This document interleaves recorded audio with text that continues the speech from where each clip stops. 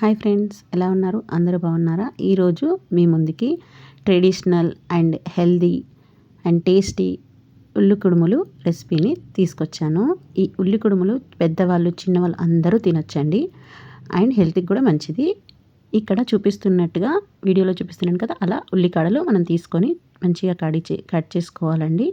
ఇలా కట్ చేసుకున్న వాటిని వాటర్లో పోసి పెట్టుకోవాలి. దీనికి ముందుగా ఒక 15 మినిట్స్ శనగపప్పు అండ్ పెసరపప్పుని నానబెట్టుకోవాలి.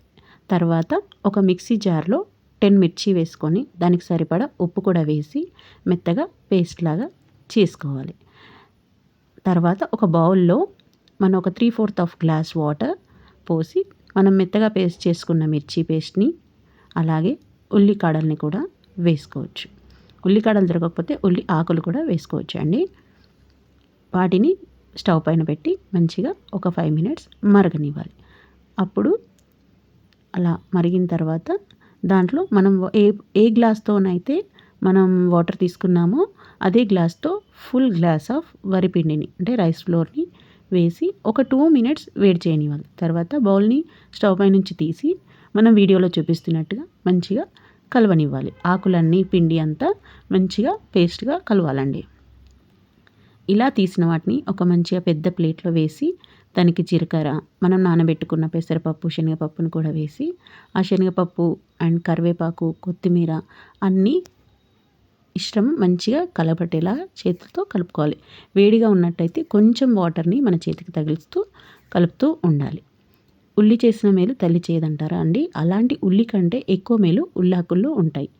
అందుకే పెద్దవాళ్ళు ఇలాంటి ఫ్లేవర్ ఆఫ్ టేస్ట్ ఉండే వంటకాలని ముందుగా చేస్తూ ఉండేవాళ్ళు పాతకాలంలో. అలా పిండిని కలిపిన వాటిని ఇలా రౌండ్ షేప్స్లో చేసుకోవచ్చు. అండ్ ఇంకా రౌండ్ షేపే కాకుండా పిడికిల్లాగా కూడా చేసుకోవచ్చండి. మేము కొన్ని పిడికిలు కూడా చేస్తాం. మా ఇంట్లో చిన్నపిల్లలు ఉన్నారు, వాళ్ళకి పట్టుకొని తినడానికి ఈజీగా ఉంటుందని. అదే కాకుండా మనం బౌల్ షేప్లో కూడా చేసుకోవచ్చండి.